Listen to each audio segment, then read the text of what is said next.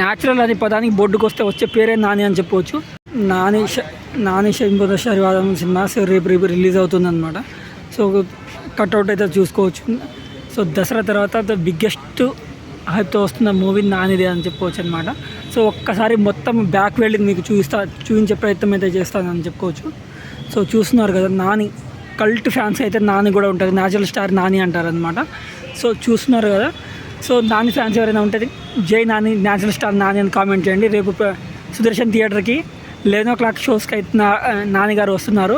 So Nani fans ఎవరైనా ఉంటే రేపు సుదర్శన్ థియేటర్కి అయితే రండి అని చెప్పుకోవచ్చు అనమాట.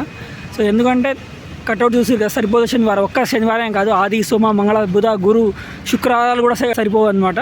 సో ఎప్పుడు చూసినా ఒక డైలాగ్ అంటున్నారు ఈ మధ్యలో, పోతారా అందరు పోతారు. సో రేపు అందరు థియేటర్కి వస్తారని మనస్ఫూర్తిగా కోరుకుంటున్నాను నేను. సో చూస్తున్నారు కదా, సో ఇక్కడ ఇస్మార్ట్ శంకర్ ఉంది, ఇక్కడైతే నాని బిగ్ కట్అవుట్ ఉందని చెప్పొచ్చు. సో జై నాని, జై నాని.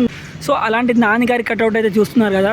సో నాని ఊర మాస్ ర్యాంపేజ్ అని చెప్పొచ్చు. దసరా తర్వాత ఒక భారీ సినిమా, ఒక భారీ హైప్తో వచ్చిన సినిమా అని చెప్పొచ్చు అనమాట. సో సరిపోదా శనివారం ఎస్జే సూర్య గారి పర్ఫార్మెన్స్ నెక్స్ట్ లెవెల్ ఉండబోతుంది.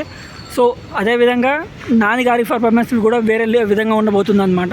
సో అది ఎవరు ఊహించలేని నాని గారి న్యాచురల్గా పేరు, మన పక్కింటికి కుర్రాడుగా ఉండే నాని గారు. సో ఈ కట్అవుట్ చూసి మీరు ఏమనుకుంటున్నారు కామెంట్ చేయండి.